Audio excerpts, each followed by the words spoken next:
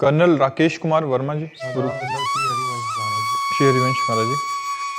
महाराज जी 3 वर्ष पहले आपसे शरणागति प्राप्त हुई और पति पत्नी दोनों इस मार्ग पे चलना शुरू किया, आपका सत्संग सुनना शुरू किया। अभी 1 महीने पहले इनका एक ही पुत्र था, वो हार्ट अटैक इनके सामने ही आया और पधार गए। ये कहना चाह रहे हैं कि महाराज जी उस समय भी आपके वचनों ने ऐसा संभाला कि हमें आज तक रोना नहीं आया, और मतलब काफी इन्होंने लिखा है नहीं तो टूट जाना बिल्कुल 100% संभव था। आपका धन्यवाद देना चाहते हैं कि ऐसा 100% टूट जाना संभव था, 100%। महाराज जी 1% भी नहीं टूट। हाँ, यही भगवान की कृपा और यही सत्साधना का फल है। और वो मेरे साथ ही बैठा था, मुझे पता चल गया उसको हार्ट अटैक आया है, तो मैंने उसको CPR दिया और मैंने आर्त भाव से राधा राधा बोलना शुरू किया। राधा राधा राधा, मैंने कहा कि होगा तो बच जाएगा, लेकिन शायद विधान ऐसा था कि बचना नहीं था। विधान बिल्कुल। लेकिन महाराज जी अगर आपसे जुड़ा नहीं होता मैं और दीक्षित नहीं होता तो बुरा हाल हो गया।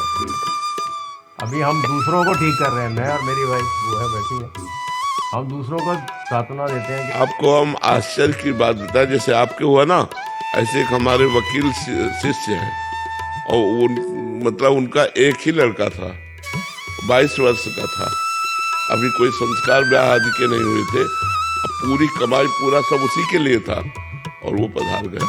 तो ऐसे हंस के बता रहे थे, ऐसे हंस के बताया थे कि महाराज जी वो आपका ही लड़का था, 22 वर्ष का था, एक ही था, और वो पधार गया। ऐसे हंस के बता रहे थे जैसे कोई खुशी की बात बता रहा हो। तो हम कहा कि तुम्हारे तो आंखों में आंसू होने चाहिए। बोले आपकी कृपा इसलिए नहीं, मुझे पता है। मैं फिर मेरा प्रश्न आ गई है, क्या ये निर्मल दिल है या कठोर दिल? नहीं, यही निर्मलता है जो मोह रहित है, यही निर्मलता है जो मोह रहित है। आंसू उसको मिटा नहीं सकते, हम क्यों आंसू बहाएं? भगवान के लिए आंसू बहाएंगे। ये मृत्यु लोक है, यहाँ नियत समय पर। देखो, एक हमारे ब्रजवासी थे, उनका एक ही लड़का था, मथुरा जा रहा था, एक्सीडेंट हुआ, पधार गया, और वो अपने गुरु के दिए हुए माला कर रहे थे। तो उनके पास सूचना पहुंची, सुबह सुबह का ही टाइम था, कि आपका लड़का एक्सीडेंट में पधार गया। बोले पधार गया? बोले हाँ। बोले ठीक है, तो उसको लाओ, वृंदावन लाओ। जब गुरु मंत्र की पूरी माला हो गई तब उठकर उसे स्मशान ले गए। वो घबराहट हड़बड़ा, अच्छा ऐसा ये भक्त का लक्षण है, दूसरे का लक्षण नहीं। श्रीवास जी के घर में चैतन्य महाप्रभु कीर्तन कर रहे थे, और कई दिन से एक ही लड़का था, बीमार था, और महाप्रभु कीर्तन कर रहे थे, वो पधार गया। तो एक स्त्री ने आके कान में कहा श्रीवास से, तुम्हारा लड़का पधार गया। तो उछल उछल कर नाचने लगे, मजीरा बजा बजा करना, और पहले तो धीरे थे, अब उछल उछल कर नाचने लगे। और कहा कि अगर महाप्रभु को किसी ने सूचना दी, इस समय महाप्रभु भाव में कीर्तन कर रहे हैं। अब महाप्रभु का भाव संवरण हो गया। उनका श्रीवास मेरा भाव सूख रहा है, कोई घटना घट गई क्या? तो उनका प्रभु आप जहां हो वहां घटना क्या घट सकती है?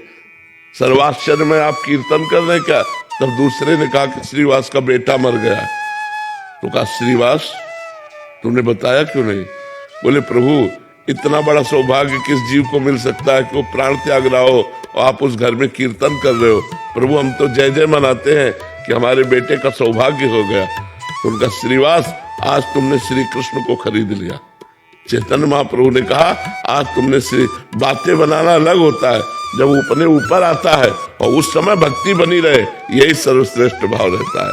3 साल से हम भी विरक्ति हैं, जैसे हाँ, विरक्त में रहते हैं। हाँ, और यही इतनी आपकी याद आई उस टाइम, मुझे इतनी याद आई, मैंने कहा महाराज जी की वजह से ही हम लोग अभी ठीक हैं। बिल्कुल।